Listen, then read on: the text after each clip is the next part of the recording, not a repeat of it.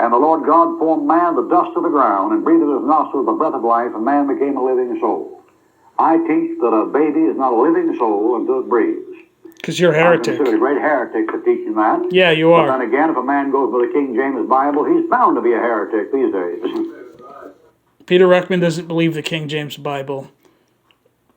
He has taught and wrote articles and books about basically how everybody before him was wrong and that God gave him advanced revelations.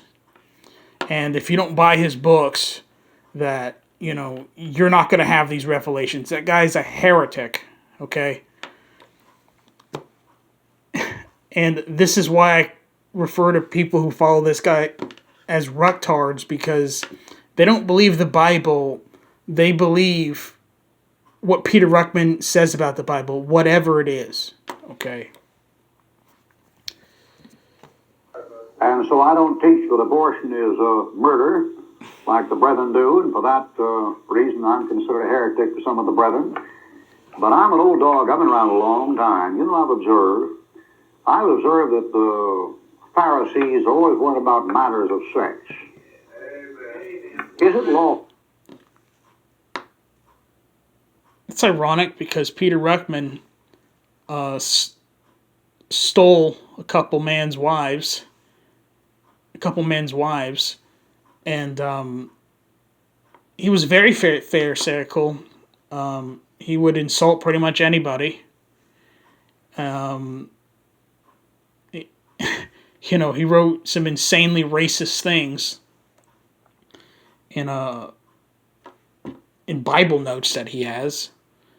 And, you know, he would call black people niggers from the pulpit and things like that. And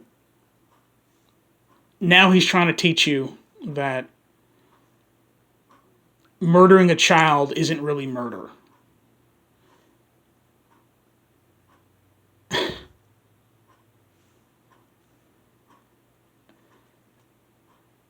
And I highly doubt Peter Ruckman was saved. He taught in Hebrews that you could lose your salvation. And he believed in multiple gospels. I've actually held a tract in my hand of Peter Ruckman, you know, that Peter Ruckman designed, where it basically says, if you miss the rapture, start working your way to heaven. It's blasphemous. He preached work salvation. He thought that people in the Old Testament were saved by works, which is ridiculous. This man could not understand the Bible.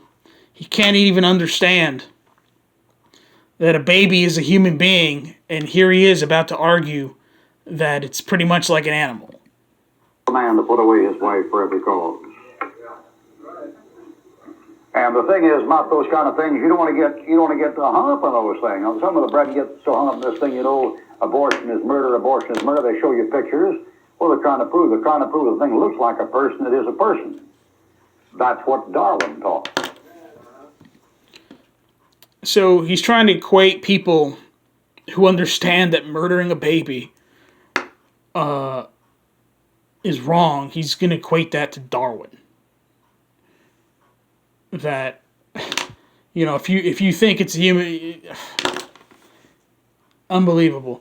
And he's also gonna, you know, basically start speaking about how if you believe abortion's murder, he's basically going to insinuate that that's a slippery slope into baby baptism in Roman Catholicism. The guy's a nut job. You got to watch that business. You can take an embryo of an animal and prove it looks like an embryo of a person. That doesn't make it a person. You got to watch that business. You go around and start proving that thing is a person before that thing is born, then you got that matter of salvation, and the first thing you know, you'll be up there at the Catholic hospital dumping water on them so they don't go to limbo. You got to watch that kind of stuff.